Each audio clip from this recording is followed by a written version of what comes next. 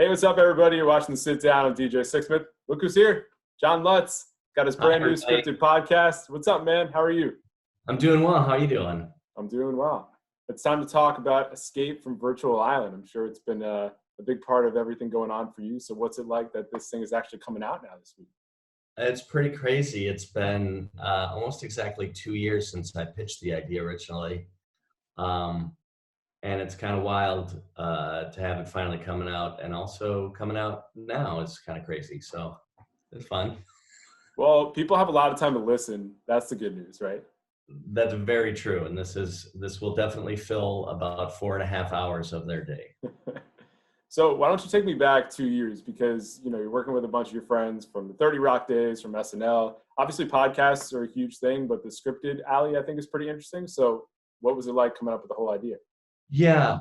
So Broadway Video, which is like, Lorne Michaels' production company, came to me and said they had this partnership with Audible where they were going to start writing Audible originals, which were just original stories for Audible. And they asked if I wanted to pitch something. So I came up with a few ideas, and this was the one that they liked the best. And it was actually pretty easy. I mean, once I pitched it and then started working on it, that was the easy part. Writing it was the long haul, because it's, they wanted about 5 hours of content, and that's not normally what I usually write. Like the outline itself was about 90 pages long. Wow.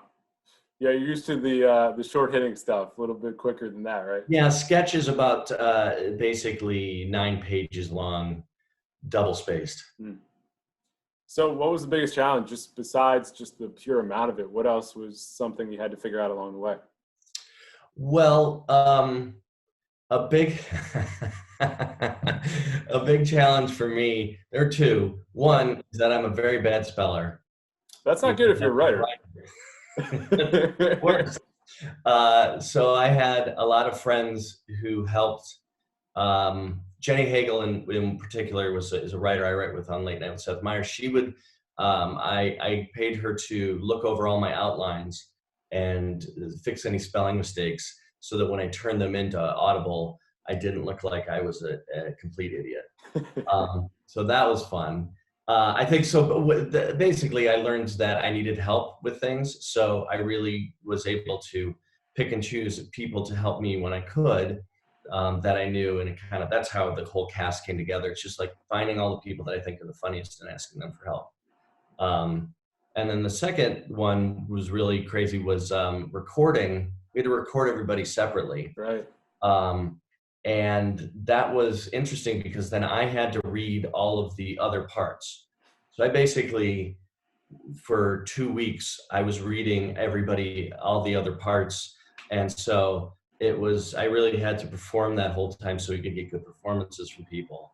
So that's why I needed Peter Gross, who's a friend of mine from Second City, Chicago, to direct it. So I really needed somebody else to be watching it because I was always in it.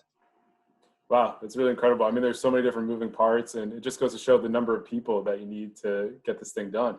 Yes. Yeah. And Kate Villa too. She was our script supervisor. She kept us organized. I mean, it is insane because it's like a puzzle. Yeah. You have to make sure you get every single person's part right, and if you miss one, you miss the whole line, and then you're gonna have to bring somebody in to re-record. And she was just great at like keeping us on track, and we really had to just look through stuff. So with all that being said, what was the coolest part of this experience for you? I think the coolest part was being able to work with all my friends, but also being able to really work with Paul Rudd. Because I had briefly worked with him at SNL when I was a writer. And I saw him, we used to live in the same neighborhood in the West Village area way long ago. So we'd see each other every once in a while, and he's the nicest guy. But then to be able to work with him was like, he's the best. He is the best. Because he just comes in and he makes everything better. What do you think separates him from some of the other performers? I mean, you've been around amazing performers throughout your career. What do you like about Paul specifically? Well, he's just super nice. He would just come in and just sit down and we'd talk for like the first 10 minutes and just relax. And he's just totally chill. And then two, he like just has a comic sensibility that's amazing, that he'll find things as he's going so fast. It just is, sometimes it takes people a long time to find those things. He just finds them immediately. It's really great. Yeah, it's definitely a gift. I think it's pretty cool too, because you've intersected with all these different people across your career. Like Seth Meyers, for example, like you obviously knew him from the SNL days, and now he's doing the late night thing. What's it like seeing his progression over the years? It's great. I mean, it's awesome for me because he gave me a job. Yeah, that's a good thing, right? Yeah, I've known him since, I don't even know, 96. Wow.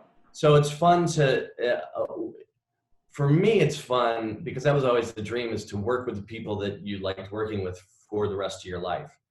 And so to have him be my boss is great, but then also to have him do a part in this was great.